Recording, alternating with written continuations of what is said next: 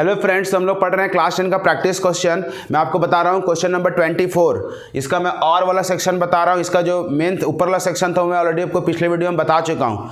ठीक है, तो देखते हैं ये और वाला पार्ट क्या है। इसका दूसरा क्वेश्चन जो था उसमें बोलता है state whether the following statement are true और फॉल्स, गिव रीजन। आपको इसमें बताना है ये दोनों स्टेटमेंट ट्रू है या फॉल्स है, और अगर ट्रू है, अगर फॉल्स है या ट्रू है तो उसका आपको रीजन देना है। ठीक है, सबसे पहले देखते हैं क्या बोलता है। ये ट्रिगो का सवाल है, चैप्टर नंबर 8। ठीक है, as the value of sine theta increases the value of tan theta decreases.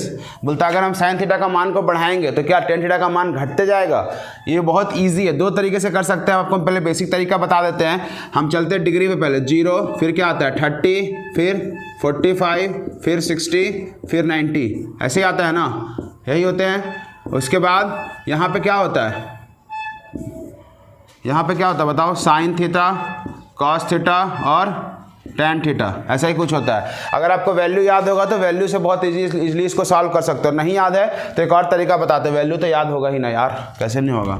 तो क्या होता है, यहाँ पे 0 होता है, फिर 1/2 होता है, फिर 1/√2, फिर √3/2, फिर 1। यही सब वैल्यू यहाँ लिखाता है। ये वाला यहाँ आएगा √3/2, ये 1/√2, ये 1/2 और ये 0। tan कैसे दोनों को डिवाइड करके लिखते हैं, 0/1 0 होगा, इसको डिवाइड करके ऐसे। तो ये 1/√3 था, ये 1 था, ये √3 था, ये नॉट डिफाइन था, ऐसा ही कुछ था। ठीक है, अब देखो क्या कहानी है। बोलता है साइन थीटा में जैसे हम थीटा का मान बढ़ाएंगे, देख रहे हो आगे बढ़ रहे हैं तो थीटा है, ये थीटा है ना, थीटा का मान बढ़ रहा है क्या। जब आगे बढ़ रहे हैं तो थीटा का मान बढ़ रहा है। देखो 30, 30, 45 से 60 हो रहा है। अब देखो तो क्या, अगर थीटा का मान बढ़ता है तो साइन थीटा का मान भी बढ़ रहा है ना। अब ये सवाल है कि अगर साइन थीटा का मान बढ़ता है, देखो यहाँ दिख रहा है बढ़ता है, तो बोलता है tan थीटा का मान घट रहा है क्या, इसको और इसको देखने बोला है। अब देखो पहले ये इंक्रीज हो रहा है कि नहीं, पहले 0 था, अब ये क्या हो गया 1 हो गया है, देख लो। और ये पहले 0 था और बढ़ते बढ़ते नॉट डिफाइन या इन्फिनाइट में गया। कैसे हुआ, देखो ये 0 है, ये 1/√3 का मतलब है ये वैल्यू 1 से अभी कम है, लेकिन जाके बीच में 1 बना है और 1 के बाद फिर बढ़ा, 0 से 1 बना है, देख लो। और 1 के बाद √3 हुआ। √3 क्या होता है, अबे कितना बजा रहा है यार। √3 क्या होता है 1.732 समथिंग होता है। तो 0 से 1 हुआ, 1 से 1.732 हुआ है, मतलब साइन थीटा का मान बढ़ा है तो tan का भी मान बढ़ा है। देख लो दोनों का वैल्यू बढ़ा है, दिख रहा है ना। तो इसका मतलब ये गलत बता रहा है। साइन का मान अगर इंक्रीज होगा तो tan का मान क्या होगा, इंक्रीज होगा, ना ही डिक्रीज होगा। तो पहला वाला जो स्टेटमेंट है वो फॉल्स है।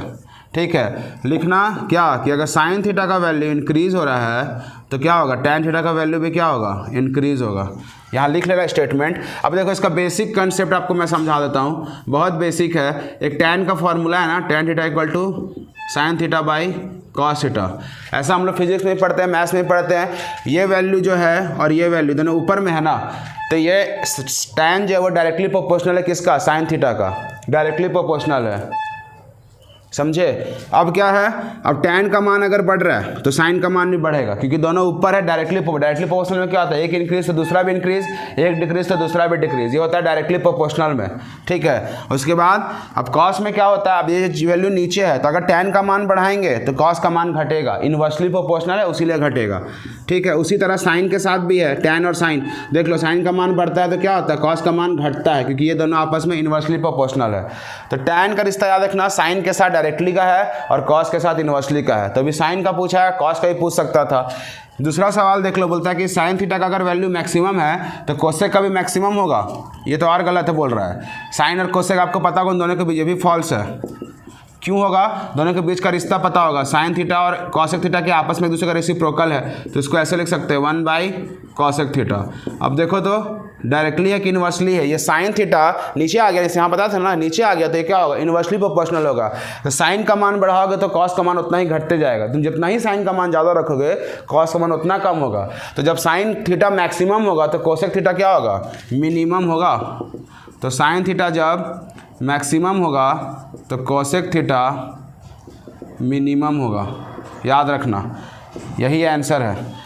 इनवर्सली प्रोपोर्शनल में एक अगर मैक्सिमम है दूसरा मिनिमम है, अगर एक इंक्रीज है तो अगला डिक्रीज हो रहा है।